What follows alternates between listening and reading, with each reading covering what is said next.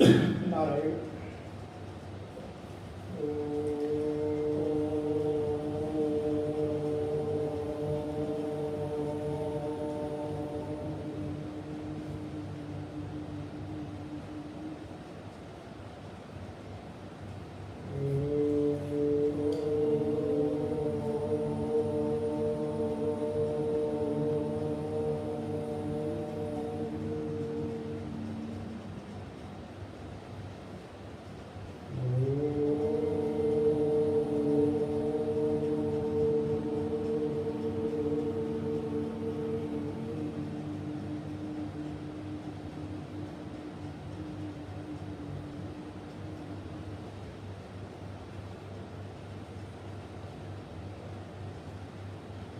ओम सहनाववतु सहनौ भुनक्तु सह वीर्यं करवावहै तेजस्विनावधीतमस्तु मा विद्विषावहै।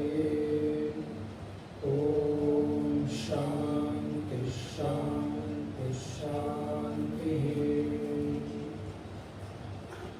नारायणं नमस्कृत्य नरं चैव नरोत्तमं देवीं सरस्वतीं व्यासं ततो जयमुदीरयेत्। सदाशिवसमारम्भां शङ्कराचार्यमध्यमाम्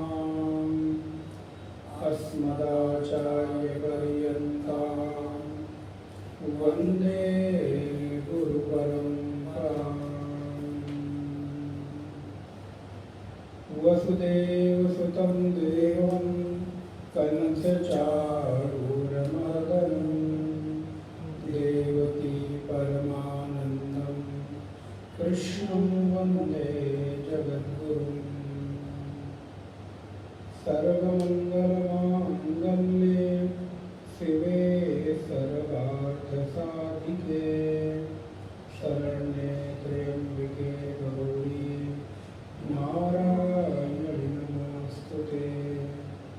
या देवी सर्वभूतेषु स्मृतिरूपेण संस्थिता नमस्तस्यै नमस्तस्यै नमस्तस्यै नमो नमः। वागर्धाविव सम्पृक्तौ वागर्धप्रतिपत्तये जगतः पितरौ वन्दे पार्वती परमेश्वरौ। नारायण। पूर्व की कक्षाओं में हम लोग भगवान वासुदेव के द्वारा उपदेशित श्रीमद् भगवद गीता के 10वें अध्याय के 16 श्लोकों तक विचार कर चुके हैं, जहाँ 10वां अध्याय विभूति योग है। इसके पूर्व राज विद्या राजगुह्य योग 9वां अध्याय हम लोग स्वाध्याय कर चुके हैं, थोड़ा विचार विमर्श कर चुके हैं। काफी लंबे अंतराल के बाद आज हम लोग विभूति योग में कुछ विचार विमर्श करने का प्रयास करेंगे। 12वां श्लोक, जहां भगवान वासुदेव से अर्जुन प्रार्थना करता है कि प्रभु मैं कुछ जानना चाहता हूँ, कुछ सीखना चाहता हूँ। तो नारायण 12वें श्लोक से आप लोग पाठ करेंगे, मैं बोलूँगा, आप दोहराएंगे, फिर आगे का क्रम हम लोग विचार करेंगे। ओम श्री परमात्मने नमः। ओम श्री परमात्मने नमः। अर्जुन उवाच परं ब्रह्म परं धाम पवित्रं परमं भवान्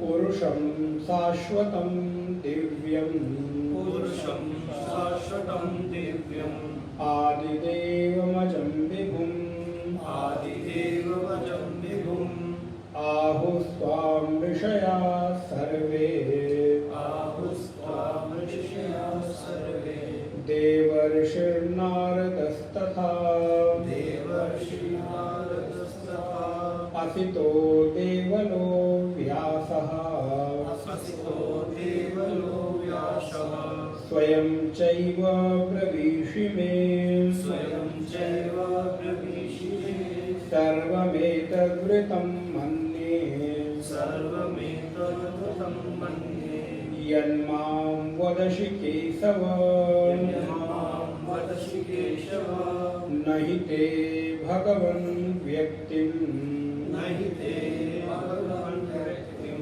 विदुर्देवानदानवाः विदुर्देवानदानवाः स्वयमेवात्मनात्मानं स्वयमेवात्मनात्मानं वेत्थ त्वं पुरुषोत्तम वेत्थ त्वं पुरुषोत्तमं पुरुषोत्तम नहीं पुरुषोत्तम वेत्थ त्वं पुरुषोत्तम वेत्थ त्वं पुरुषोत्तमं भूतभावन भूतेश भूतभावन भूतेश देवदेव जगत्पते देवदेव जगत्पते वक्तुर्महर्षस्य शेषेण वक्तुर्महर्षशेषेण वक्तुर्महस्य शेषेण वक्तुर्महर्षशेषेण दिव्या ह्यात्मविभूतयः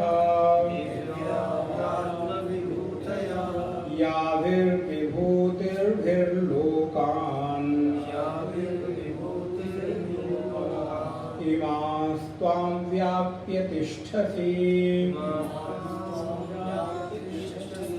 कथं विद्यामहं योगिन् कथं विद्यामहं योगिन् त्वां सदा परिचिन्तयन् त्वां सदा परिचिन्तयन् केषु केषु च भावेषु केषु केषु च भावेषु चिन्त्योऽसि भगवन्मया चिन्तयोऽसि भगवन्मया विस्तरेणात्मनो योगम् विस्तरेणात्मनो योगम् विभूतिं च जनार्दन विभूतिं च जनार्दन भूय कथय तृप्तिर्हि भूय कथय तृप्तिर्हि शृण्वतो नासितेऽमृतम् शृण्वतो नासि मे मृतम् श्रीभगवानुवाच श्रीभगवानुवाच हन्त ते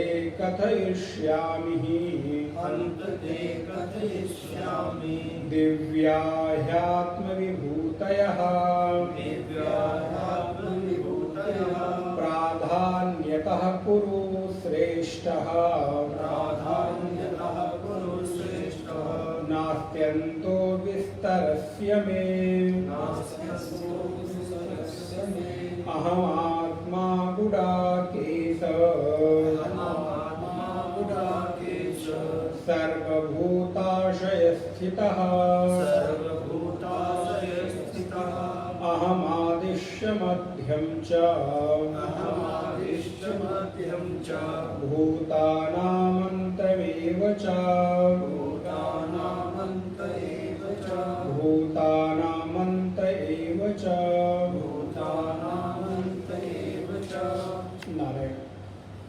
अर्जुन भगवान को प्रार्थना करता है, प्रभु परम ब्रह्म परम धाम पवित्रम परमम भवान पुरुषम शाश्वतम दिव्यम आदिदेवम अजम विभुम। आप कैसे हैं? तो बोले आप अजम हैं। सबसे पहला किसी भी श्लोक को पढ़ते समय उस श्लोक की जो आत्मा है उसको पकड़ना चाहिए। तो जो ये श्लोक है 12वें नंबर की, इस पूरे 12वें श्लोक में अर्जुन भगवान को बहुत सारी चीजें बता रहा है।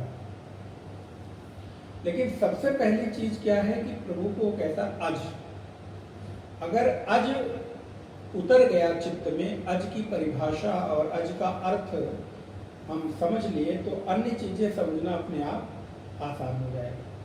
क्योंकि अगर मूल कारण नहीं समझ में आएगा तो अन्य चीजें समझ में आना बहुत कठिन है। क्योंकि जो अज नहीं होगा वो कभी विभू नहीं हो सकता। अगर हम अज नहीं मान पा रहे हैं तो कभी उसको व्यापक नहीं मान सकते। क्योंकि अज मानने का तात्पर्य हुआ कि आपने उसको विभुता, व्यापकता, अनंतता स्वीकार कर लिया है। किंतु यदि हम उसको जन्म लेने वाला मान लेंगे, योनिज मान लेंगे, किसी योनि से जन्म लेने वाला मानेंगे, तो फिर उसको मृत्यु वाला भी मानना अनिवार्य हो जाएगा। क्योंकि इस संसार का सत्य है, अकाट्य सत्य है कि जो पैदा होगा वो मरेगा, जो जन्म लेगा उसको आज नहीं तो कल, परसों, वर्षों, 1000 साल, 2000, 5000, 20000, आप काल का निर्धारण जो मर्जी आए कर लीजिए, 10,000 साल, 50,000 साल, वो आपके ऊपर है। लेकिन ऐसा हो नहीं सकता कि जो पैदा हो और वो मरे ना, वो मिटे ना, वो खत्म ना हो। आयु की सीमा क्या हो सकती है उस पर मेरा कोई मतलब नहीं है, आपके ऊपर है। आप एक चीज को निर्माण करते हो तो आप हो सकता है उसकी एक्सपायरी डेट 5 साल बाद कर दो, और आपके अंदर योग्यता है तो एक मेडिसिन बनाने के बाद उसको 50 साल तक कर दो। लेकिन आपको उस मेडिसिन की एक्सपायरी डेट तो लिखनी पड़ेगी। अभी आपकी योग्यता और आपके ज्ञान पर निर्भर करता है कि आप उसको 1 साल तक सुरक्षित रख पाते हो, उसके प्रभाव को 5 साल तक सुरक्षित कर पाते हो कि 50 साल तक कर पाते हो। तो ठीक उसी प्रकार पहले अर्जुन ने भगवान को इस बात को स्वीकार कर लिया कि आप अजन्मा है, अज है। आप किसी योनि से, आप किसी माध्यम से पैदा नहीं होते। तो परम ब्रह्म, परम धाम, पवित्रम परमम भवान। भवान माने आप जो कुछ परम है, पवित्र है, इत्यादि इत्यादि इत्यादि, ये हम बाद में देख लेंगे। सबसे पहले तो हम ये देखते हैं कि आप कैसे हैं। आप अज हैं, आप किसी के द्वारा पैदा नहीं किए जा सकते। और जब आप पैदा नहीं किए जा सकते तो आपसे पवित्र कोई संसार में, अपवित्रता कब आती है? बालक जब माँ के गर्भ में रहता है तब अपवित्र होता है कि पैदा होने के बाद? पैदा होने के बाद से ही उसके भीतर नाना प्रकार के विकार, नाना प्रकार की वासनाएं, जिस दिन पृथ्वी पर आता है उसी दिन से हम उसको नाना प्रकार की वासनाएं, संस्कार, विकार सिखाना प्रारंभ कर देते हैं कि तुम स्त्री हो या पुरुष हो, इसका भी भान हम ही कराते हैं। किस कुल में, गोरे हो कि काले हो, इसका भी भान हम ही कराते हैं। ब्राह्मण हो कि क्षत्रिय हो कि इत्यादि, आप क्या हो, आपकी योग्यता का निर्धारण, आपकी जाति का निर्धारण, आपके धर्म का निर्धारण, वो पवित्र होकर पैदा हुआ। लेकिन धीरे धीरे धीरे धीरे हमने उसके भीतर विकार, नाना प्रकार के वासनाएं, नाना प्रकार के संस्कार डालने शुरू कर दिए।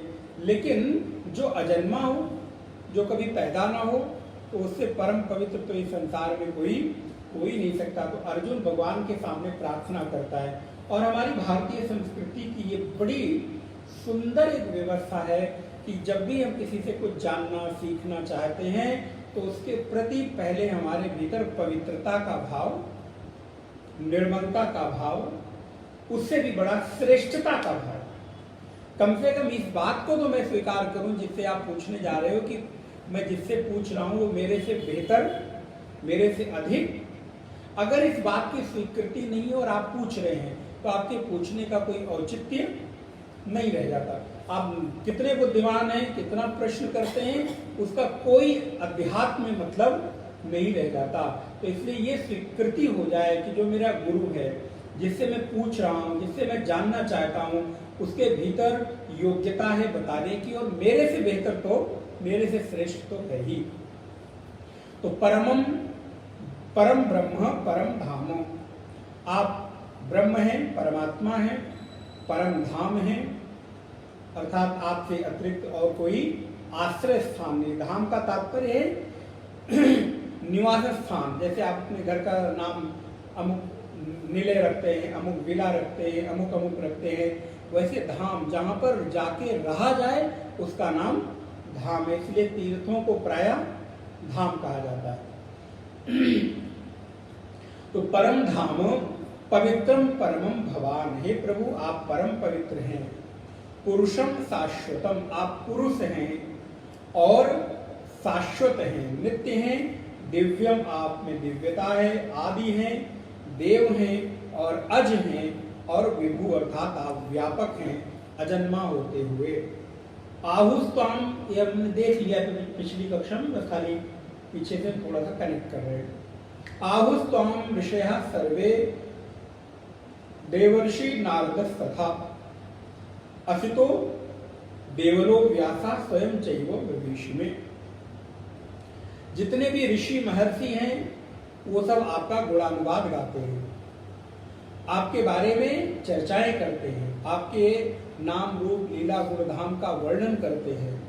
कौन कौन से ऋषि? तो बोले देवर्षि नारदस् तथा, देवर्षि नारद हैं, वशिष्ठ हैं, देवल हैं, असित हैं, व्यास हैं, इत्यादि जितने भी ऋषि हैं, देवर्षि हैं, वो सब आपके बारे में गुणानुवाद करते हैं और स्वयं भी मुझसे ऐसा ही कह रहे हैं कि आपकी योग्यता और पवित्रता इस तरह की है। सर्वमेतम ऋतम मन्ये, और हे केशव, ये श्लोक बड़ा महत्वपूर्ण है। ये लाइन पहला वाला पंक्ति में बड़ा अद्भुत है। आप भरोसा देखिए, जो कहा जा रहा है उसमें मुझे संदेह। सर्वम एतम ऋतम मन्ये, हे केशव, उपयुक्त जितने भी ऊपर के वाक्य सारे ऋषि लोग कहते हैं, उन ऋषियों के वाक्यों में मुझे तनिक भी संदेह, अर्थात जितना भी आपके बारे में मैं सुन रहा हूं, जितना भी आपके बारे में कोई कुछ कहता है, तो मुझे कभी कोई आश्चर्य, मुझे कोई संदेह नहीं होता है। ये सब बातें मुझे बिल्कुल यथार्थ सत्य प्रतीत होती हैं, और जो बातें आप मुझसे कह रहे हैं मैं उसको भी सत्य मानता हूं। तात्पर्य क्या हुआ? एक शिष्य के भीतर गुरु वचनों पर एक अद्भुत श्रद्धा और भरोसे का भाव। मुझे समझ में नहीं आ रहा है इसलिए मैं नकार दूं, मुझे भगवान का जन्म अवतार समझ में नहीं आता इसलिए मैं अवतारवाद को नकार दूं, मुझे मूर्ति पूजा समझ में नहीं आती इसलिए मैं मूर्ति पूजा का खंडन कर दूं।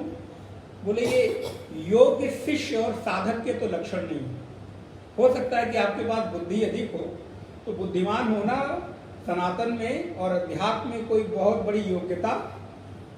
यहाँ तो निर्मलता, पवित्रता और स्वीकारोक्ति, जो स्वीकार करने की सामर्थ्य है, उसकी यहाँ पर प्रधानता है। तो मैं मान रहा हूं, मुझे तनिक भी संदेह नहीं है, हे केशव। नहीं ते भगवान व्यक्ति, मान क्या रहा हूं?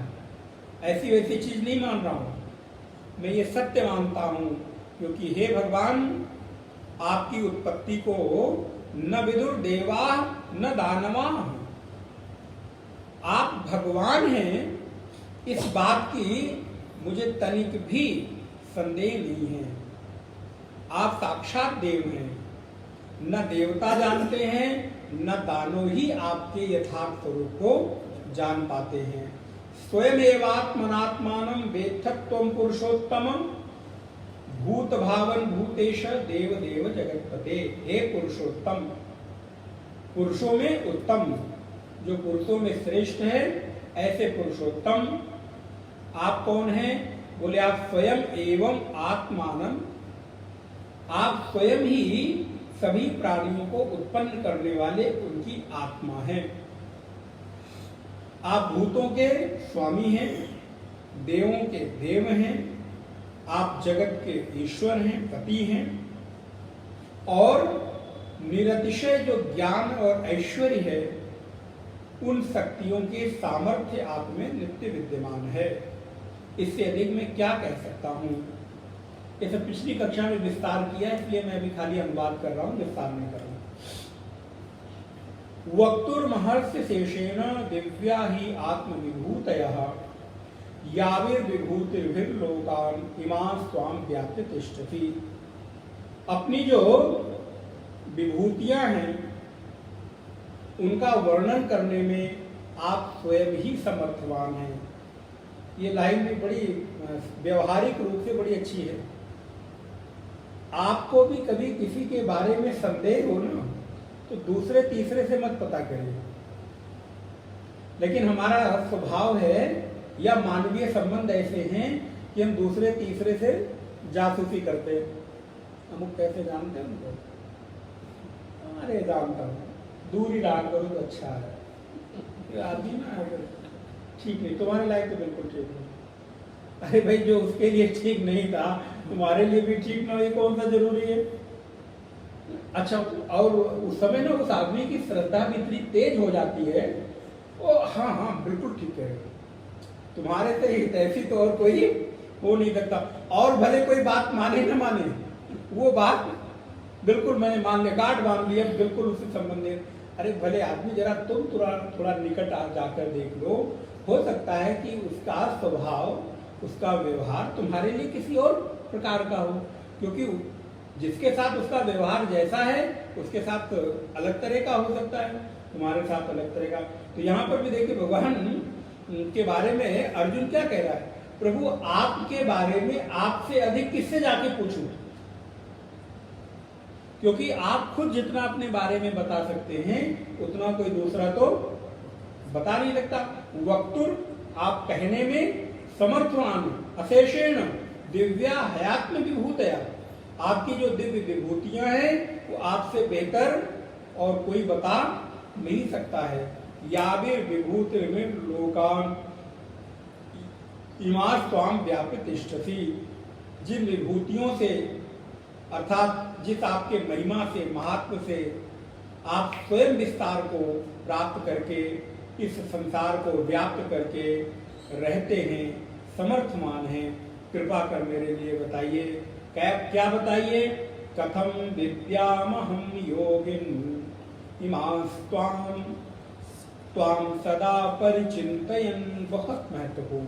किसी गुरु के पास जाओ तो और चीजें चर्चा करो, पूछो जरूर संसार के बारे में, अपनी परेशानियों के बारे में, लेकिन अर्जुन की तरह जरा ये लाइन भी अंतिम में जरूर पूछ लेना चाहिए। कथम विद्यामहम योगिन त्वाम सदा परिचिंतयन्। प्रभु जरा एक कोई ऐसा उपाय बता दो जिससे मैं आपको कभी न भूलूं, आपका चिंतन सदा बना रहे। आपका चिंतन किस प्रकार में करता रहूं जिससे आपकी विस्मृति कभी न होने पाए। कथम, वो सूत्र क्या है, वो उपाय क्या है, किस विद्या के द्वारा बिजानिया मैं आपको जान सकता हूं।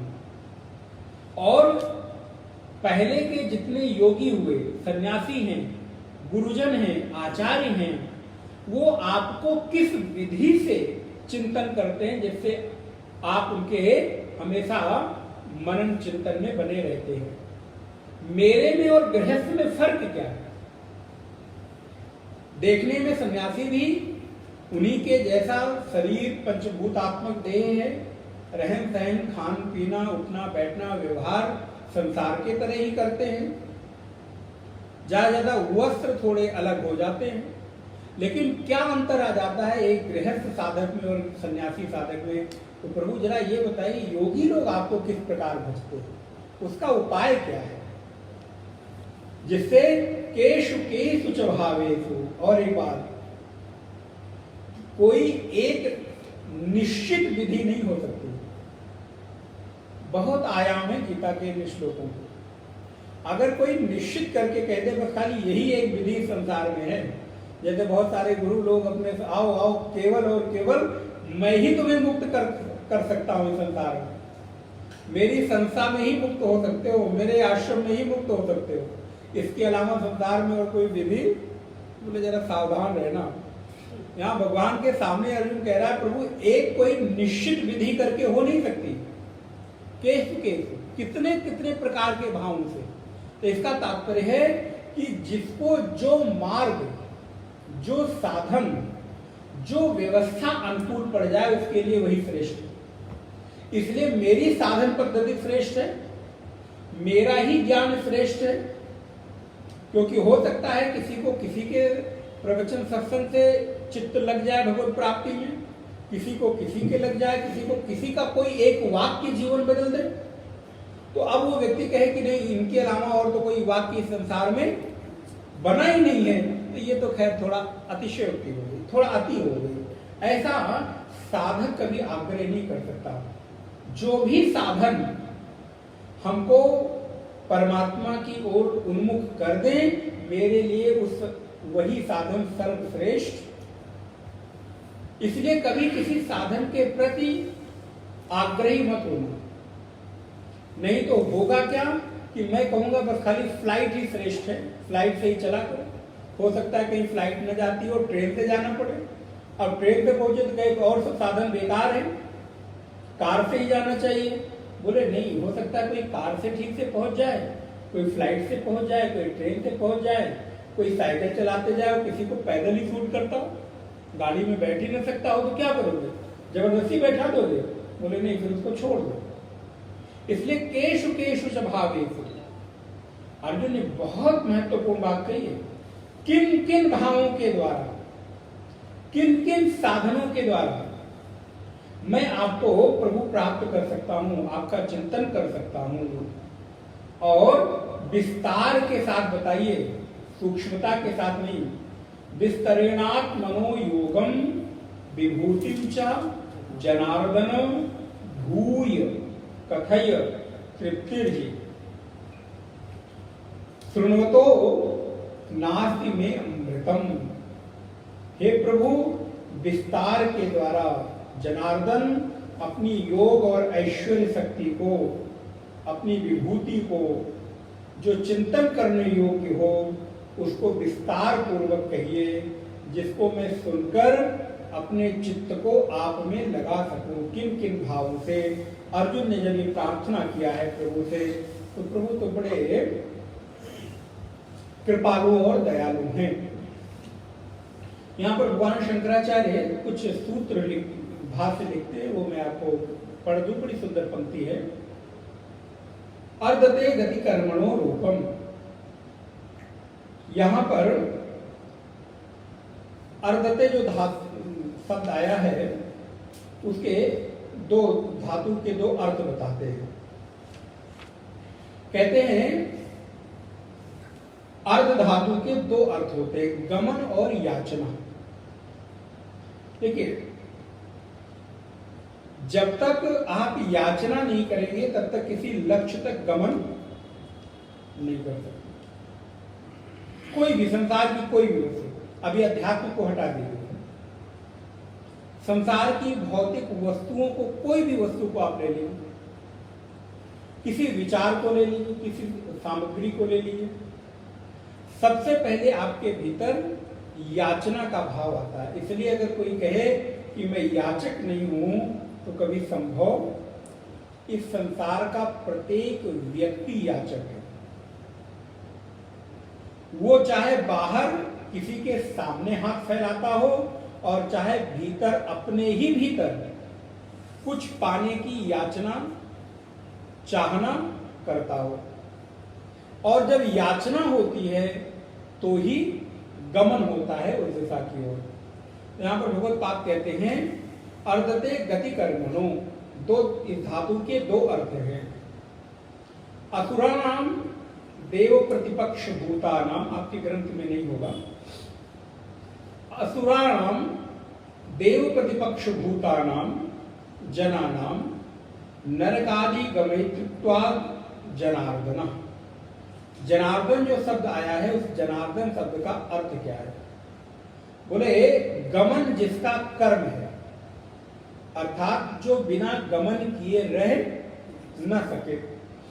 तो गमन जिसका कर्म है, ऐसी अर्ध धातु का जो शब्द बनता है, उससे जनार्दन बनता है। जन धन अर्दन। तो अर्ध धातु में जब जन उपसर्ग लगता है तब जनार्दन शब्द बनता है। तो जनार्दन का अर्थ क्या हुआ? बोले असुरों को देवों के प्रतिपक्षी मनुष्यों को नरकादि में भेजने वाले जो हैं उनको अब देखिए व्याकरण से अर्थ कैसा खूबसूरत होता है। ऐसे अगर हम लोग पूछे जनार्दन माने विष्णु, लेकिन संस्कृत व्याकरण से जब आप अर्थ निकालेंगे तो उसका अर्थ हो गया असुरों को, और असुर कौन? जो देवताओं के प्रतिपक्षी हैं। तो असुरों को यानी देवों के जो प्रतिपक्षी मनुष्यों को, क्योंकि मनुष्य भी नरक आदि में जाता है, नरक आदि में भेजने वाले भगवान हैं, उनका नाम जनार्दन है। तो ऐसे विद्वान लोग ऐसे अर्थ निकालते हैं। इसलिए हम लोगों को खाली हिंदी व्याख्या पर नहीं जाना चाहिए, थोड़ा कभी कभी संस्कृत में भी रमण करते हुए बड़ा सुंदर अर्थ निकलता है। तो असुराणाम देव प्रतिपक्ष भूतानाम जनानाम नरकादि गमयितृत्वाद जनार्दनः अभ्युदय निःश्रेयस पुरुषार्थ प्रयोजनम सर्वैः जनैः याचते इति वा। और बोले दूसरा अर्थ उनका क्या हुआ? बोले जो लोग उनके सामने उन्नति और कल्याण, ध्यान रखिए दो शब्द मैंने एक प्रयोग किया, उन्नति है अभ्युदय और कल्याण है निःश्रेयस, क्योंकि संसार की उन्नति से कभी कल्याण नहीं हो सकता, अध्यात्म की उन्नति से कल्याण संभव है। संसार की उन्नति हम सुख साधन संसाधन वैभव सुख के ऐश्वर्य की वृद्धि में तो कर सकते हैं, लेकिन अगर कोई व्यक्ति चाहे कि भौतिक संपदा से मेरा कल्याण हो जाए तो वो संभव नहीं। कल्याण कैसे होगा? बोले निःश्रेयस से। निःश्रेयस अर्थात मोक्ष, अर्थात श्रेय, अर्थात हमारा अध्यात्म की जो चरम अवस्था है। तो कहते हैं उन्नति और कल्याण ये जो दोनों पुरुषार्थ रूप प्रयोजन हैं, तो जो सब लोग भगवान से मांगने जाते हैं और वो याचना करने वाले का भाव पूरा करते हैं, ऐसे भी परमात्मा को जनार्दन कहते हैं। तो अब जनार्दन के दो अर्थ निकले, देवों के प्रतिपक्षी असुर और मनुष्यों को नरक में भेजने वाले जनार्दन, और जिनके सामने उन्नति और कल्याण की कामना की जाए और उस कामना को पूरा करने वाले जनार्दन। याचना को, अब अगर आपको एक लाइन में याद रखना हो तो याचना को पूरा करने वाले, याचना को गमन पूर्वक पूरा करने वाले परमात्मा को जनार्दन कहते हैं।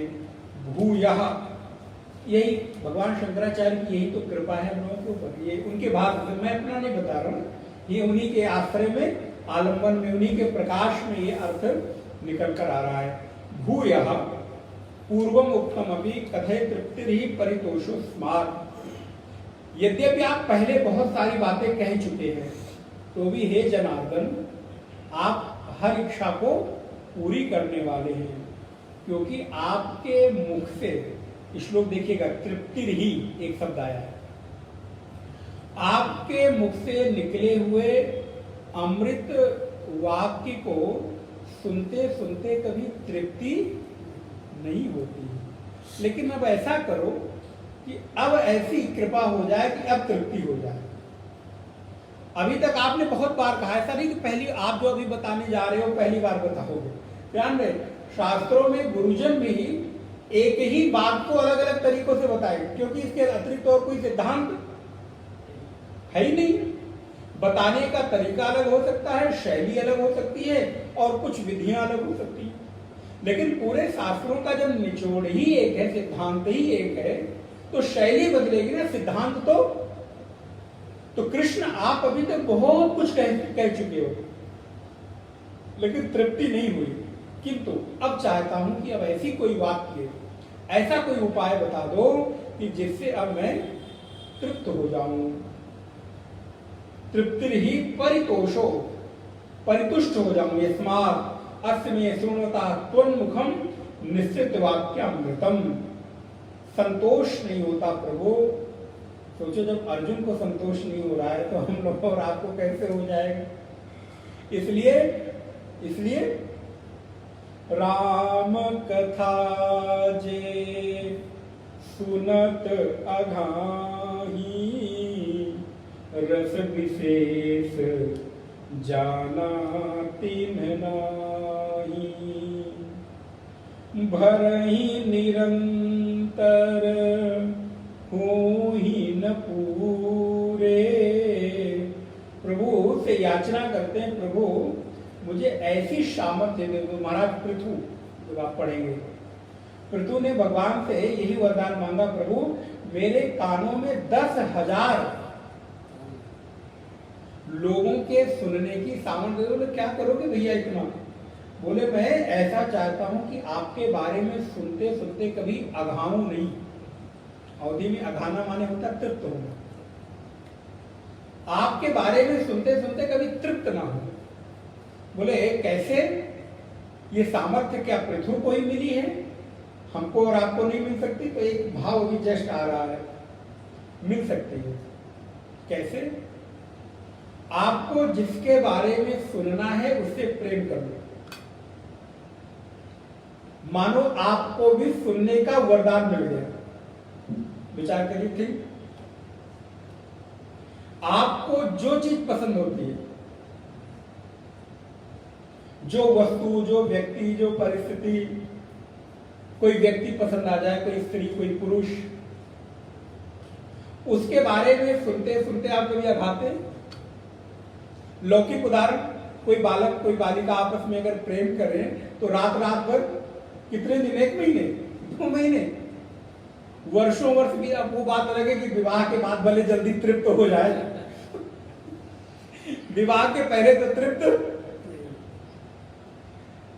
एयरफोन लगा के पूरी पूरी रात निकल जाए और हमारा तृप्ति नहीं हो रही है। बताओ कितना बड़ा वरदान मिल गया। 10,000 कान, बोले महाराज 1,00,000 कान के बराबर सामर्थ्य मिल गई, फिर भी घोट घोट के वही एक बात, फिर भी ना हम बोर होते हैं, ना अघाते हैं, ना परेशान होते हैं, बल्कि और इच्छा तीव्रता बढ़ती जाती है कि और अधिक सुनूं। अरे यार टाइम कम पड़ गया, नींद आ रही, सो जाओ, कल बात करते। पेट नहीं भरा, मन नहीं भरा, तृप्ति नहीं हुई, लेकिन विवशता परिस्थिति के कारण भले आप फोन रख दो। तो मैं जानबूझ के उदाहरण क्यों दे रहा हूं कि बिकॉज आपको उससे प्रेम हो गया है। तो जिससे मुझको जिस व्यक्ति, वस्तु, परिस्थिति से प्रेम हो गया, उसके बारे में सुनते सुनते कभी भी तृप्त। वैसे ही अगर प्रभु के बारे में आपको सुनना है तो यद्यपि आपको प्रेम होता तो है, लेकिन उस लेवल वाला प्रेम नहीं होता।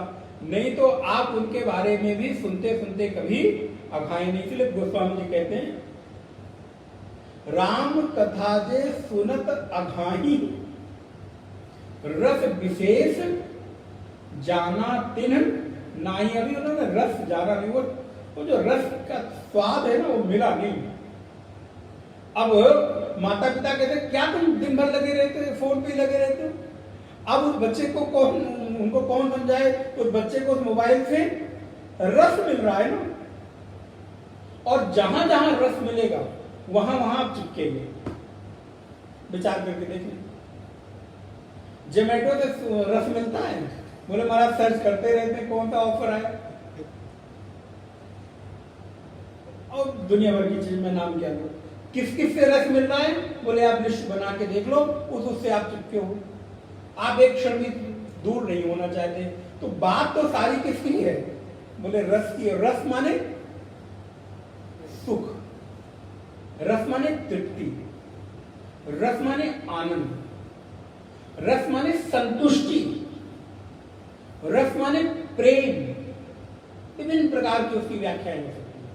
इसीलिए तो उपनिषद भगवान को क्या कहता है? रसो वै सः, वह सामान्य वह जो है वो कैसा है? बोले रसस्वरूप है। पिबत भागवतम रसमालय, भागवत जी में है, निगम कल्प तरोर गलितम फलम सुख मुखाद मृत संयुतम पिबत भागवतम रसमालयम मुहुरो रसिका भुवि भावुका। जो रसिक लोग हैं, भावुक लोग हैं, वो रसस्वरूप भागवत जी का सदा अमृत पान करते रहते हैं, लेकिन भरते नहीं है। तो जो रस है, उस रस में जब कभी आपको तृप्ति की अनुभूति ना हो, उसी का नाम रस है। अगर आपको तृप्ति की अनुभूति हो गई तो वो रस चिपके रहे। तो परमात्मा कैसे है? बोले परमात्मा भी रसो वैसा, वो रसस्वरूप है, जिसको बार बार देखने से कभी आंखें भरती नहीं, बार बार सुनने से जिससे कभी कान तृप्त ना हो। इसलिए अगर कान तृप्त हो गए तो बोले भी रस की अनुभूति, रस का स्वाद हम चखे नहीं है। इसलिए प्रभु ऐसा करो कि अब तृप्ति हो जाए, क्योंकि प्यासे कब तक बैठे रहे?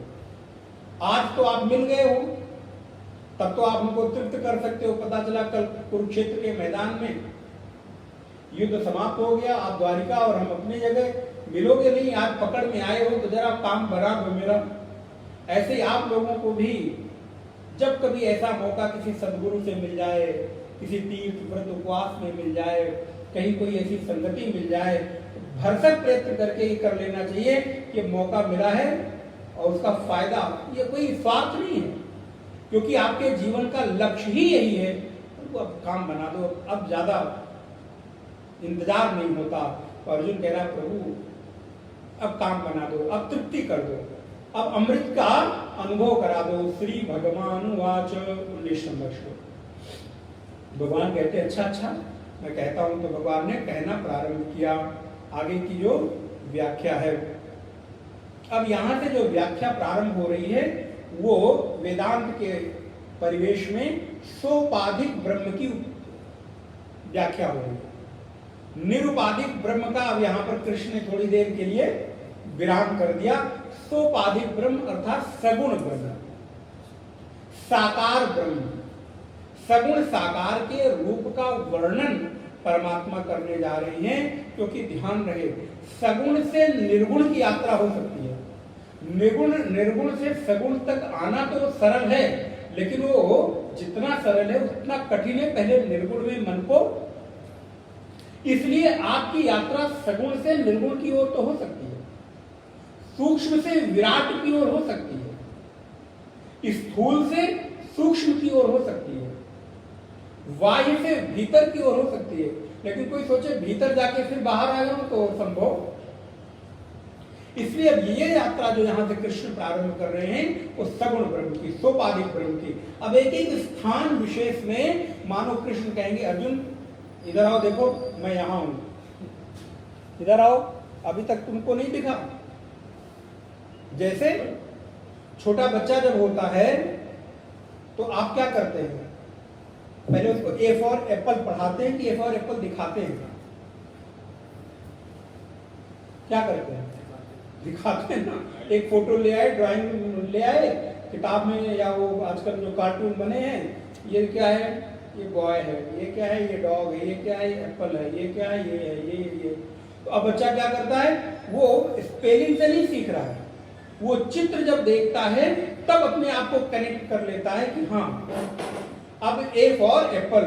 जहां जहां उसको एप्पल दिखेगा तो कहेगा, वो ये नहीं कहेगा, वो पहले पूरा रिपीट करेगा। ए फॉर एप्पल दिखा दो तो नहीं, पूरा सेंटेंस उसको रिपीट करना होगा। पूरा सेंटेंस जब तक वो नहीं जाएगा वो पहचान नहीं सकता। तो वैसे ही भगवान भी अब अर्जुन को एक एक जगह कार्टून में दिखा रहे, कार्टून में स्वरूप में दिखा रहे। जैसे हम और आप अपने छोटे बच्चों को सिखाते हैं, बॉय को दिखाया, लॉयन को दिखाया, बॉल को दिखाया, एप्पल को दिखाया, इत्यादि इत्यादि। वैसे अर्जुन इधर आओ ये सीखो, अर्जुन ये आओ ये सीखो, अर्जुन ये आओ सीखो, नदी में ये सीखो। आप अच्छा बताओ, एक ही सेब है, एक ही नहीं है ना, फल तो बहुत सारे हैं, लेकिन आप सारे फलों में कुछ फलों को सिखाते हैं और धीरे धीरे वो उनके साथ कनेक्ट करके बालक धीरे धीरे जान जाता है। वैसे प्रभु कहते पेड़, अच्छा आओ पेड़ को पहले देखो, मनुष्य, अच्छा आओ पहले इस मनुष्य को देखो, शस्त्रधारियों को देखो, बलवानों को देखो। तो अब यहाँ से श्लोक नंबर 19 से जो प्रसंग प्रारंभ हो रहा है वो सगुण ब्रह्म का, सगुण साकार ब्रह्म का वर्णन प्रारंभ हो रहा है। हंत ते कथयिष्यामि, अर्जुन तूने कहा है तो मैं तुझे अवश्य बताऊंगा। क्या बताऊंगा? दिव्या। सबसे पहली चीज ध्यान दें कि भगवान के द्वारा बताई जाने वाली प्रत्येक विभूति दिव्य है, अर्थात ये पूरी की पूरी प्रकृति दिव्य है। इस प्रकृति में कोई भी वस्तु निकृष्ट नहीं हो सकती। परमात्मा जिसको तेजवान दिव्यवान बता रहे हैं, ही आत्मविभूतयः, हे कुरुवंशी श्रेष्ठ अर्जुन। अब मैं कई बार कहता हूं ना, संबोधन का भी अपना बड़ा महत्व होता है। आप किसको किस नाम से बुलाते हो ना, ये बहुत मायने रखता है। और जब आप किसी को प्रेम करते हो, जब किसी को अपना मानते हो, तो आप क्या करते हो? सुंदर नाम नहीं, उसको एक निकनेम देते हो कि नहीं, जो हम और तुम खाली जाने। राम और सीता ने भी आपस में एक निकनेम डिसाइड किया था, आपको मालूम है? एकांत में जब माता सीता राम जी के साथ बैठती थी तो राम जी को बड़े एक कोड नेम से बुलाती थी। और कोड नेम क्या था? सत्य शपथ करुणा निधान की। तभी तो माता सीता को लंका में जब हनुमान जी मिले हैं, भरोसा नहीं हुआ, पता नहीं कहां से मायावी वानर आ गया, मैं कैसे मान लूं कि राम जी ने भेजा है, मेरे स्वामी ने भेजा है। तो जब हनुमान जी ने कहा भैया अब मैं बताता हूं, तुम एक अंदर की रहस्य कोड नेम बताता हूं कि मैं सत्य शपथ करुणा निधान की, राम दूत में मातु जान की, मैं राम का दूत हूं और मैं करुणा निधान आपके परम प्रिय स्वामी राम का वचन लेता हूं, कसम खाता हूं कि उन्होंने मुझे भेजा है। तब माता सीता करे ये नाम तो मेरे अलावा किसी को पता नहीं था, और जब तक राम जी बताएंगे नहीं तब तक कोई जानेगा नहीं, तब उनको भरोसा हुआ। तो ऐसे ही भगवान कहते हैं अर्जुन तेरे को मैं बहुत श्रेष्ठ चीज बताने जा रहा हूं। इसलिए संबोधन क्या करते हैं देखिए, प्राधान्यतः कुरु श्रेष्ठ। इसलिए श्रेष्ठ चीज कभी निकृष्ट लोगों को नहीं देनी चाहिए, क्योंकि वो उसकी महिमा को समझते नहीं। ये तो एक बात है, ऊपर से उपहास अलग से उड़ाते हैं। इसलिए ये जीवन का सिद्धांत हम लोगों को मानकर चलना चाहिए, कोई भी श्रेष्ठ चीज योग्य पात्र अधिकारी को ही देना, नहीं तो आप उसको अपने पास ही रखो। जब तक कोई योग्यवान व्यक्ति ना हो, उस व्यक्ति को अगर आपने कोई विद्या, कोई ज्ञान, कोई चीज बताई तो उसका उपहास उस विद्या का तो उड़ाएगा, साथ साथ वो आपका भी उपहास का पात्र आपको बनाएगा। तो प्रभु कहते हैं मानो, और दूसरा संकेत भी करते हैं, अर्जुन ध्यान रहे, अब मैं तुम्हें श्रेष्ठ चीजें बताने जा रहा हूं, इसलिए तुझे श्रेष्ठ बनना है। अगर मान लो किंचित कमी भी हो तो वो संबोधन देकर मानो भगवान ने उसको सावधान कर दिया। तो ऐसे जब हम आपस में किसी को संबोधित करते हैं नाम से, तो नाम का बहुत प्रभाव, संबोधन का बहुत प्रभाव पड़ता है। जब आप किसी को गुरु कहते हैं, किसी को स्वामी कहते हैं, किसी को महाराज कहते हैं, तो जब आप संबोधन करते हैं तो संबोधन के साथ वो भाव भी आपके भीतर आता है। आप किसी को किसी के नाम से बुलाकर देखिए, और किसी संत महात्मा को, किसी आचार्य को, किसी गुरु, स्वामी, महाराज आदि नामों से बुलाकर देखिए, तुरंत भाव में बदल जाएगा। आप किसी महात्मा को स्वामी बोलकर देखिए और किसी को बाबा बोलकर देखिए, बाबा जी बोलकर देखिए, आपके संबोधन के साथ आपकी मनोभावनाएं बदल जाती है, बिल्कुल बदल जाती है, वैसा स्वभाव मन के भीतर। तो भगवान कहते हैं हे कुरुश्रेष्ठ नास्ति अंतो विस्तर से में, वैसे तो मेरी विभूति का कोई विस्तार अंत नहीं है, लेकिन फिर भी मैं तुम्हें कुछ कुछ चीजें प्राधान्यता, सब तो नहीं बताऊंगा, लेकिन कुछ कुछ चीजें हैं जो प्रधान चीजें हैं, उन चीजों को मैं तुम्हें बताऊंगा और उसको तुम धारण करोगे। अब सबसे पहले तो ये जो श्लोक है 20वां नंबर का श्लोक, ये भगवान का योग है। योग का तात्पर्य है कि भगवान के पास जो है, आप पढ़ते ना योगक्षेम, तो शायद आप गीता से नहीं रिलेट करते, योगक्षेम को लोग भारतीय जीवन बीमा से रिलेट करते हैं। क्या दिखता है? जीवन के साथ भी और जीवन के, अरे हमें तुम जीवन के साथ नहीं साथ दे रहे हो, बाद में देखे क्या कर लोगे। और कोटेशन क्या दिया? योगक्षेमम वाम्याम। भगवान कहते अनन्याश्चिन्तयन्तो माम ये जना पर्युपासते तेषां नित्याभियुक्तानां योगक्षेमम। तो योग का अर्थ होता है जो नहीं है उसको मिलाना, योग होता है, और जो है उसका रक्षण करना क्षेम कहलाता है। ध्यान देना, योगक्षेम का अर्थ ये नहीं कि हमारे खाने पीने की व्यवस्था कर देना, नहीं। योग का अर्थ है जो नहीं है वो आपको मिल जाए और जो है उसका रक्षण हो, पालन हो। तो भगवान कहते हैं कि अब मैं तुम्हें बताने जा रहा हूं क्या? अहम आत्मा। पहला, अहम आत्मा अर्जुन, मैं आत्म तत्व। अब यहां पर भी संबोधन पुनः ध्यान दीजिए। अर्जुन को क्या कहते हैं भगवान? गुडाकेश। हे गुडाकेश। भगवान शंकराचार्य ने बहुत सुंदर अर्थ किया। गुडाकेश, गुडाकाह निद्राह तस्य ईशो गुडाकेशो जित निद्रा इत्यर्थः घनाकेशः। गुडाकेश के दो अर्थ होते हैं। एक तो गुडाका माने होता है निद्रा, तो जो निद्रा का ईश है, स्वामी है, अर्थात जिसने अपनी निद्रा पर विजय प्राप्त कर ली, उसका नाम गुडाकेश। इस संसार में आप शरीर के धर्मों में प्रत्येक इंद्रियों को संयमित कर सकते हैं।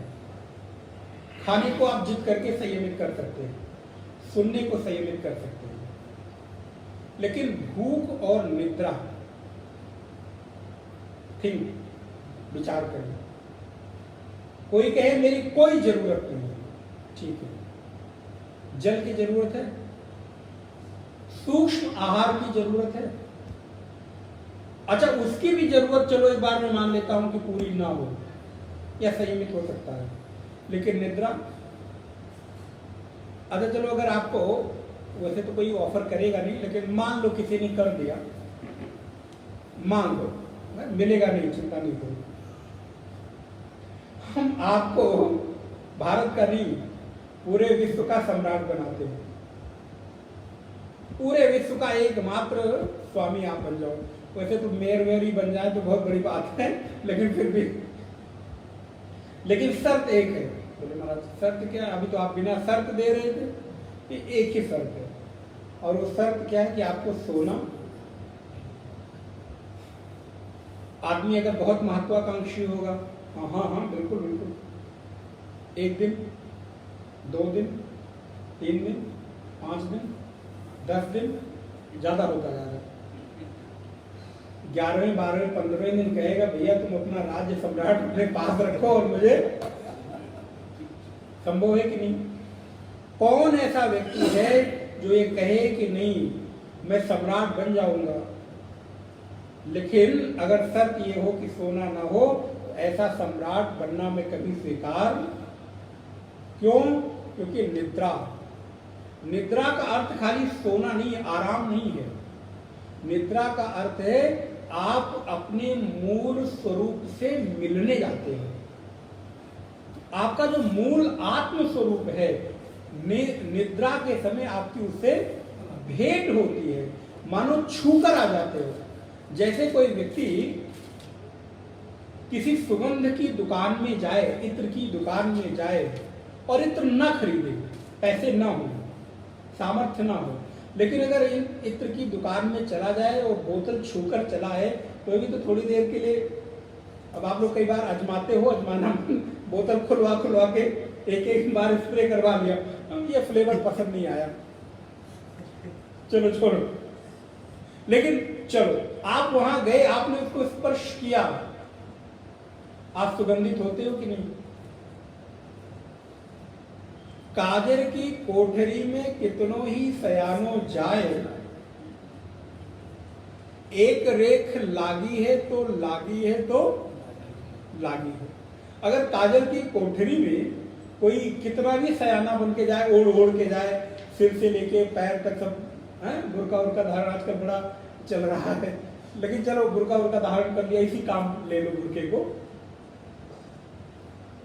और वो सोचे कि काजल की कोठरी से निकल कर आऊं और मुझे कहीं एक रेख न लगे, तो क्या है, संभव है? बोले नहीं। कोई सुगंध की दुकान में जाए और कहे मैं सुगंधित ना हो जाऊं, आपको सुगंधित होने की जरूरत नहीं है, आप स्वयं ऐसे ही निद्रा के समय आप जब सोते हो तो आप चाहो न चाहो, आप एनर्जेटिक होकर, ऊर्जावान होकर, आनंदित हो। गहरी निद्रा से निकलकर कौन ऐसा व्यक्ति दावा कर सकता है कि मैं आनंद से नहीं सोया? गहरी निद्रा से निकलकर आने के बाद कौन व्यक्ति ऐसा नहीं कहेगा कि मैं फ्रेश? जब आप थक जाते हो, बहुत परेशान हो जाते हो, तो सबसे पहली चीज आपको क्या चाहिए होती है? खाना भी न मिले। मैंने इसीलिए आपको कहा, हो सकता है कि आप भूख पर नियंत्रण कुछ भी न मिले, आपको क्या लगता है? I am feeling very tired, अब क्या करो? बोले 2 घंटे सोने दो, मुझे डिस्टर्ब मत करो। और 2 घंटे उठने के बाद फिर आप उतना ही ऊर्जा के साथ काम करना शुरू कर देते हो। तो निद्रा क्या किया आपने कुछ किया नहीं, बल्कि आप अपने आनंद स्वरूप से मिलकर आए। तो जैसे सुगंध की दुकान से आकर आप सुगंधित होते हो, वैसे ही सच्चित आनंद रूप आत्मा से आप निद्रा के समय जाकर मिलकर आते हो, तो आप भी आनंदित हो उठते हो, फिर 12 घंटे 14 घंटे के लिए ऊर्जावान हो जाते हो। इसलिए सोना अर्थात ब्रह्म से मिलने का एक मार्ग है। अब लेकिन सोते ही मत रहना, नहीं तो महाराज आपने बता दिया तो क्या करें? बोले सोते रहे, वो भी है, आप सो भी नहीं सकते। 24 घंटे कोई कहे सोते रहो, पड़े रहोगे, लेकिन पड़े रहे। मैं बार बार कहता हूं, पड़े रहने का नाम बिस्तर पर सोना, करवट बदलने का नाम सोना नहीं है। डॉक्टर लिखते हैं 8 घंटे की गहरी निद्रा लीजिए, महाराज कोशिश करके 4 घंटे की भी निद्रा आती नहीं। बिस्तर पे पड़े कितने, 9 बजे लेट गए, उठे कितने बजे? दोपहर 12 बजे, 14 घंटे सो गए। लेकिन सोए कितनी देर आप? महत्वपूर्ण वो है। तो जब तक आप नहीं सोते हैं निद्रा में, प्रगाढ़ निद्रा में, तब तक आप फ्रेश फील नहीं होते। स्वप्न से निकलकर कोई व्यक्ति ऊर्जावान महसूस, बल्कि चिड़चिड़ापन। लेकिन जब आप प्रगाढ़ निद्रा में जाते हैं तो आनंदित महसूस करते हैं। तो भगवान कहते हैं, अर्जुन मैं तुमको बताता हूं प्राधान्यता, वैसे तो बहुत है, लेकिन प्रधान विभूतियां, अहम आत्मा गुणाकेशः। हे अर्जुन, तुम निद्रा पर विजय प्राप्त कर चुके हो। और दूसरी बात, अर्जुन के बाल बड़े सुंदर थे,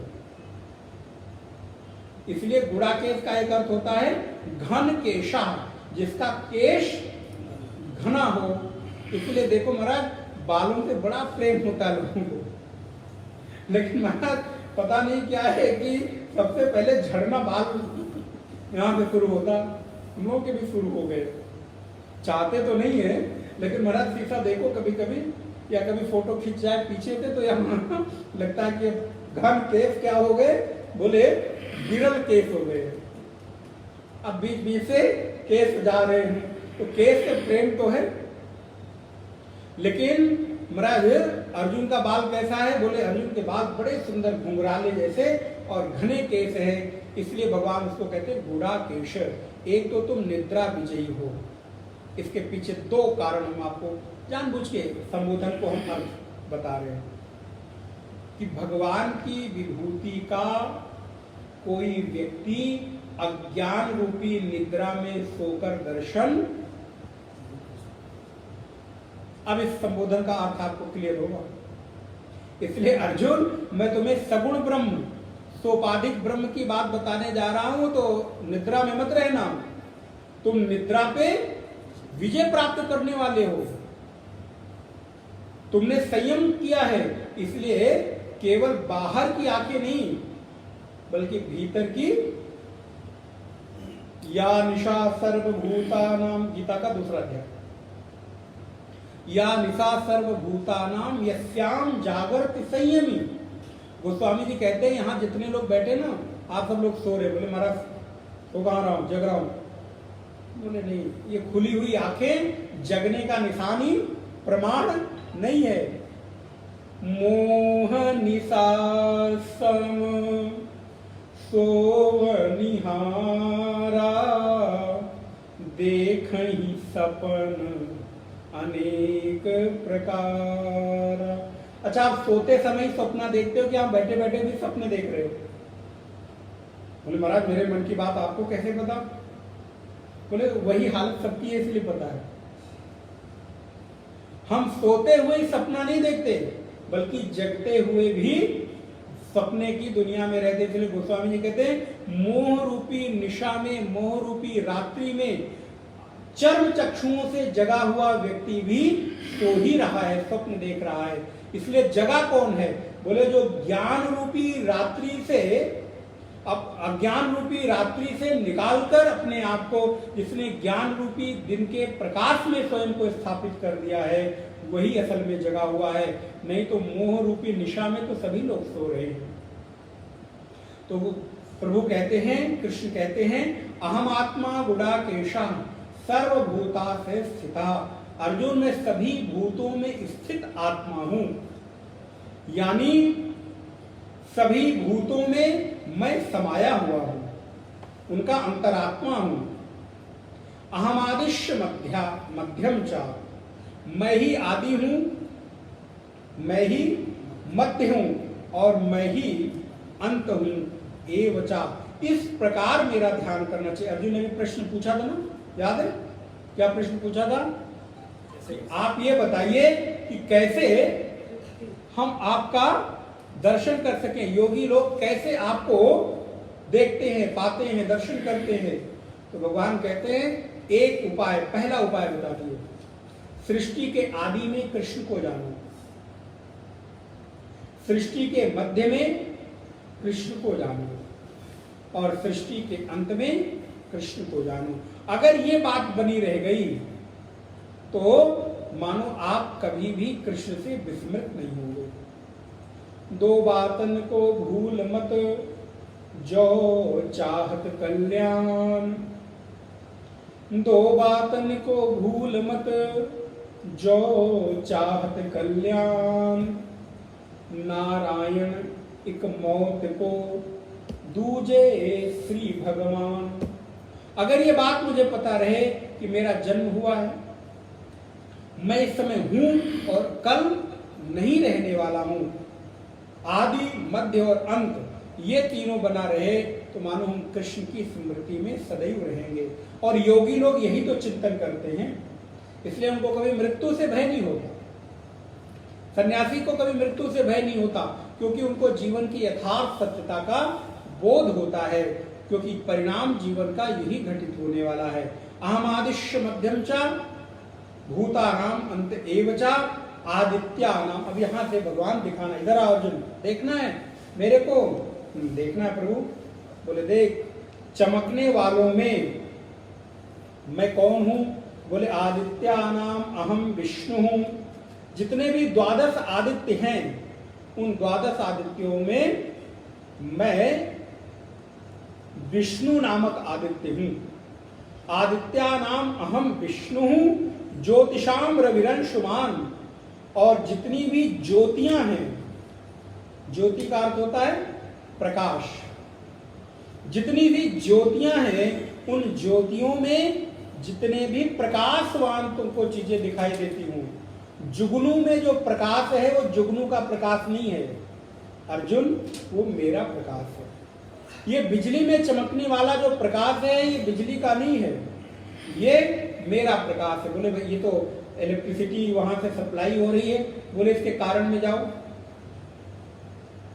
ये बल्ब चमक रहा है? बोले नहीं। अगर अभी कनेक्शन काट दिया जाए तो बल्ब में अपनी कोई चमक, बल्ब बिजली को प्रकट करने का हेतु है, माध्यम है। चमक तो बिजली की है। अच्छा, बिजली की है कहाँ? आपके मीटर से? बोले नहीं। खंबे से? खंबे से? बोले नहीं। और पीछे जाओ। बिजली घर से? बिजली घर से? बोले नहीं, वो भी कहीं से खरीदते हैं। और पीछे जाओ। और पीछे गए कहाँ? बोले उत्तरांचल में बड़े बड़े टनल बने हुए हैं, वहां पैदा। बोले वहां से कहां से हो रहा है? बिजली पैदा कैसे हो रही? आप कारण पे विचार करो। कभी आपने देखा जिस बिजली को छूने से आपको करंट लग जाता है, उसकी उत्पत्ति का कारण कौन है? हेतु कौन है? किससे बनती है बिजली? अच्छा, पानी कभी करंट मार सकता है? लेकिन रूप बदलते ही जल आया कहां से? और कारण पे विचार करिए। समुद्र से। समुद्र में जल आया कहां से? बोले वर्षा से। वर्षा आई कहां से? जब आप विचार करके देखोगे तो सृष्टि के प्रत्येक मूल में, कारण में कौन है? बोले परमात्मा है। क्योंकि बिना परमात्मा के हुए सृष्टि की कोई भी कार्य की सिद्धि संभव ही नहीं है। बिजली जो ये चमक रही है, बल्ब नहीं है। बल्ब तो एक माध्यम है। यही बिजली फ्रिज में जाती है तो ठंडा कर देती है। यही बिजली आपके गीजर में और हीटर में जाती है तो गर्म कर देती है। यही बिजली हाइड्रोजन में गई तो दूसरा प्रकाश दे रही है, नाइट बल्ब में गई तो दूसरा प्रकाश दे रही है। अंतर कहां से आ गया? बोले अंतर प्रकाशित करने के जो पात्र हैं उसमें आ रहा है। बिजली में कोई अंतर। वैसे यहां बैठे हुए जितने भी 20-25 साधक हैं, 12-15 साधक हैं, ये सब बल्ब हैं। बिजली का कनेक्शन तो कहीं और से है, इसलिए बिजली सब में समान है। लेकिन अंतर किस में आ रहा है? बल्ब के साइज में। किसी का साइज हाइड्रोजन की तरह हमारी तरह बड़ा सा है, किसी का 0 वॉट की तरह है, किसी का 100 वॉट की तरह, 500 वॉट की तरह, 250 वॉट की तरह। तो चमक सब रहे हैं बिजली से, लेकिन सबका प्रभाव, हाइड्रोजन का प्रभाव अलग होगा, फ्रिज का अलग होगा, और हीटर का, गीजर का अलग होगा। लेकिन प्रकाशित कौन कर रहा है? बिजली कर रही है। तो बिजली सब में एक है, पात्र अलग है, माध्यम अलग है। वैसे ही परमात्मा सब में एक है, लेकिन माध्यम प्रकट होने का अलग अलग है। तो चमकने वालों में जो भी चमकवान वस्तु है, जुगनू का अपना प्रकाश नहीं है, सूर्य का है। ये बिजली का प्रकाश अपना नहीं है, सूर्य का है। तो जितने भी प्रकाश दिखाई दे, और भाई ध्यान रहे, ये सूर्य और बिजली और जुगनू तो हो गया, लेकिन आपके भीतर भी जो प्रकाश है ना, वो आपका नहीं, अपना मत मानना। जिस दिन अपना मानोगे, अहंकार से भर जाओगे। आपके भीतर के प्रत्येक सद्गुण, प्रत्येक प्रकाश, प्रत्येक विशेषता परमात्मा की अभिव्यक्ति का हेतु है। अभी आगे श्लोक में आएगा। अर्जुन, जहां जहां कुछ तुम्हें श्री दिखाई देती हो, ऐश्वर्य दिखाई देता हो, जहां जहां तुम्हें कुछ विशेषता दिखाई देती हो, वहां मुझको देखना। अगर कोई व्यक्ति में सद्गुण दिखाई देना तो भगवान को प्रणाम करना, वाह प्रभु, आपने इसके भीतर ये गुण प्रकट कर दिया है। तो आदित्यानाम अहम विष्णु हूं, आदित्यों में विष्णु मैं हूं, ज्योतिषियों में, चमकवान वस्तुओं में रवि मैं हूं, सूर्य मैं हूं, मरीचिर मरुतामस्मि, नक्षत्राणाम अहम शक्ति। हे अर्जुन, वायु संबंधी देवताओं के भेदन में मैं मरीचि हूं, जो वायु का भेदन करती, अलग अलग करती है। सब आप स्मरण करिएगा। वहां पर उसका जो भेदन करने वाला है वो मरीचि में हूं, और नक्षत्रों में शशि में हूं, अर्थात चंद्रमा में हूं। मरुत देवता भेदा नाम अस्मि नक्षत्राणाम अहम शशि चंद्रमा। जितने भी नक्षत्र हैं, उन तारों में चमक जो पैदा हो रही है, सूर्य में चमक जो पैदा हो रही है, चंद्रमा में चमक जो पैदा हो रही है, वो सब मेरे ही कारण है। मैं नक्षत्रों में चंद्रमा हूं। वेदा नाम, अर्जुन कहता है प्रभु और कुछ बताओ। वेदानाम साम वेदोस्मि, जितने भी वेद हैं उनमें साम वेद मैं। अब इसका मतलब खाली साम वेद भगवान है ऐसा मत मान लेना। ऋग्वेद, यजुर्वेद, अथर्ववेद भगवान नहीं है, बोले नहीं, एक का प्रतीक बता रहे हैं। जैसे कोई ग्रुप है, ग्रुप डिस्कशन होता है, जैसे मान लीजिए तो एक ग्रुप में 10 लोग हैं, एक ग्रुप का नाम अगर नामकरण कर दिया गया वशिष्ठ, तो क्या कहा जाता है? वशिष्ठ ग्रुप के लोग अपनी बात रखें। तो इसका मतलब ये नहीं है कि उसमें एक व्यक्ति को कहा जा रहा है, प्रधान एक है, लेकिन उस की बातों में सभी की बातें सहमत हैं। वैसे ही जब भगवान किसी एक का नाम ले रहे हैं तो वहां तक सीमित नहीं है, बल्कि अन्य भी परमात्मा का ही स्वरूप है, एक का केवल नाम ले रहे हैं। तो वेदानाम सामवेदोस्मि देवानामस्मि वासवः, वेदों में मैं सामवेद हूं, रुद्र आदित्य आदि देवों में मैं इंद्र हूं। इंद्रियाणाम मनश्चास्मि, क्या बात। इसीलिए देखिए हर जगह मन का नाम लिया जाता है। आपके शरीर में कितनी इंद्रियां हैं? 5 ज्ञानेंद्रियां, 5 कर्मेंद्रियां, 10 यही हो गई। एक तो नाम भगवान ही ले रही है, मन 11 हो गया। असल में आपके भीतर 14 प्रकार की इंद्रियां, मन, बुद्धि, चित्त और अहंकार। तो सारी इंद्रियों का प्रतिनिधित्व कौन करता है? मन। अगर मन ना हो तो कोई इंद्रिय काम। अच्छा, भूख लगती है पेट को, फील कहां होता है? अच्छा, भोजन करते तृप्ति होती है, पेट में जाता है अन्न, आप कहते कहां से कि पेट भर गया? किसने आपको बताया कि पेट भर गया? ऐसे तो पेट में डालते जाओ महाराज, लेकिन मन कहता बस बहुत पेट भर गया है, बहुत सुंदर आपकी फेवरेट डिश आ गई, अब आप क्या कहते हैं? यार मन नहीं है। अरे मन को खाना है, खाना तो पेट के अंदर डाल दो।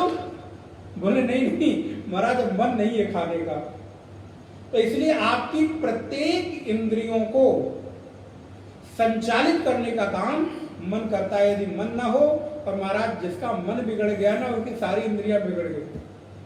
अच्छा, हाथ पैर कितने भी मजबूत हों, लेकिन अगर किसी व्यक्ति का मन से बैलेंस बिगड़ जाए तो क्या करता है?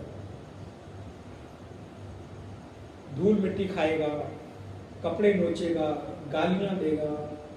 किससे देगा? आप सोचिए। और बहुत बार बहुत कमजोर आदमी एवरेस्ट चढ़ जाता है, बहुत पहलवान 5 किलोमीटर नहीं चल पाता। तो मेरी प्रत्येक इंद्रियों की सामर्थ्य मेरे मन पर निर्भर करती है। इसलिए मन को यदि मजबूत बना लिया, किसी से राग द्वेष घृणा कहां से होता है? किसी से प्रेम कहां से होता है? अब तो मन ने आपको चाह लिया, भूल नहीं सकता। गोपियां क्या कहती है? उधो मनन भय 10-20, एक हो तो गयो श्याम संग को आराधेश। किससे? शरीर से। शरीर से तो कृष्ण हजारों किलोमीटर दूर है। शरीर से हमने और आपने कृष्ण को देखा नहीं, लेकिन मन ने चाह लिया है, प्रेम हो गया है। तो क्या प्रभु को भूल पा रहे हैं? नहीं भूल पा रहे। अपना कोई प्रिय हजारों किलोमीटर दूर है, लेकिन मन से मेरे बहुत निकट होता है। इसलिए कई बार शरीर से कोई न छुए, लेकिन मन से छू लेता है तो लगता है कि उसने मुझे सच में छू लिया। इसलिए मन की अद्भुत सामर्थ्य है। मैंने मन पे बहुत सारे घंटे, हमें लगता है हम लोगों ने चर्चा किया होगा, तो आज चर्चा करनी नहीं तो मन की सामर्थ्य पर कभी इंडिविजुअल 1 क्लास 2 क्लास की जा सकती है कि मन की सामर्थ्य क्या है। वैसे एक अच्छा विषय भी मन में आ रहा है, अध्यात्म में मन की सामर्थ्य। कभी ऐसे को भी एक टॉपिक लिया जा सकता है। कहीं लिख लो तो याद रहेगा, अच्छा रहेगा। अध्यात्म में मन की सामर्थ्य, तो उस पर 1 घंटे 1.5 घंटे का इस प्रकार कोई विषय कभी लिया जा सकता है। खैर, तो इंद्रियाणाम मनश्चास्मि, सारी इंद्रियों में मैं मन हूं। और भूतानामस्मि चेतनः, और कार्यकरण समुदाय, शरीर में जो प्रकाशित रहने वाली बुद्धि वृत्ति है उसकी नाम चेतना है। हमारी इंद्रियों को चैतन्यता प्रदान करने वाली जो इंद्रिय है उसका नाम बुद्धि है। तो सभी भूतों में जो चेतनता है वो मैं हूं अर्जुन। रुद्राणाम संकरश्चास्मि, रुद्रों में मैं शंकर हूं। वित्तेषो यक्ष रक्षताम, और नारायण यक्ष और राक्षसों में मैं धनेश्वर कुबेर हूं। अभी हम यक्ष की नगरी कुबेर से आ रहे अलकापुरी, मालूम है आप लोगों को? सतोपंथ की यात्रा में कुबेर की नगरी अलकापुरी पड़ती है। तो अभी 2-3 दिन पहले हम लोग अलकापुरी ग्लेशियर और अलकापुरी की जो पहाड़ियां देखकर आ रहे हैं, अद्भुत है। तो नारायण रुद्राणाम शंकरश्चास्मि, रुद्रों में मैं, एकादश रुद्रों में शंकर हूं, और यक्षों में मैं कुबेर हूं। वसुनाम पावकाश्चास्मि, जो अष्ट वसु हैं उनमें मैं पावक नामक अग्नि हूं, और शिखर वालों में मैं सुमेरु पर्वत हूं। इसीलिए शिखरों में जो श्रेष्ठता का भाव आता है उसको सुमेरु पर्वत ही कहते हैं। इसलिए आप लोग जो माला पहनते हैं 108 दानों की, आपको मालूम है उसके ऊपर एक आपने देखा होगा एक रुद्राक्ष ऊपर से, या एक माला ऊपर लगी रहती है, एक दाना ऊपर लगा रहता है, उसके ऊपर एक धागा लगा रहता है। तो उस जो मन का है उसका नाम ही होता है सुमेरु, जो ऊपर की ओर हमेशा रहे। इसलिए कभी भी आप माला पहने तो उस सुमेरु को नीचे की ओर, बहुत लोग फैशन में वो जो दाना होता है और वो जो धागा लगा रहता है उसको नीचे लटका लेते हैं दिखाने के लिए। भैया सुमेरु हमेशा ऊपर रहता है, इसलिए हमेशा उसको गले के ऊपर रखना चाहिए। तो सभी शिखरों में मैं सुमेरु शिखर हूं, ऐसा यहाँ पर भगवान कहते हैं। अगली कक्षा में हम लोग विस्तार करेंगे। पुरोधताम च मुख्यम माम विद्धि पात बृहस्पतिम सेनानी नाम अहम स्कंधा सरसास्मि सागरा, जलों में मैं सागर हूं। 24वें श्लोक से अगली कक्षा में हम लोग विचार करेंगे। तो यहाँ पर भगवान एक एक चीजों को अर्जुन को दिखा रहे हैं कि मैं कहां पर क्या हूं। खाली वही हूं ये नहीं है, बल्कि उसको प्रतिनिधित्व मानकर भगवान सबका संकेत कर रहे हैं। 2 बार भगवान का नाम स्मरण। गोविंद मेरो है, गोपाल मेरो है, गोविंद मेरो है, गोपाल मेरो है, श्री बाके बिहारी नंद लाल मेरो है, श्री बाके बिहारी नंद लाल मेरो है, गोविंद मेरो है, गोपाल मेरो है, गोविंद मेरो है, गोपाल मेरो है, श्री बाके बिहारी नंद लाल मेरो है, श्री बाके बिहारी नंद लाल मेरो है, श्री बाके बिहारी गोपाल मेरो है, श्री बाके बिहारी गोपाल मेरो है,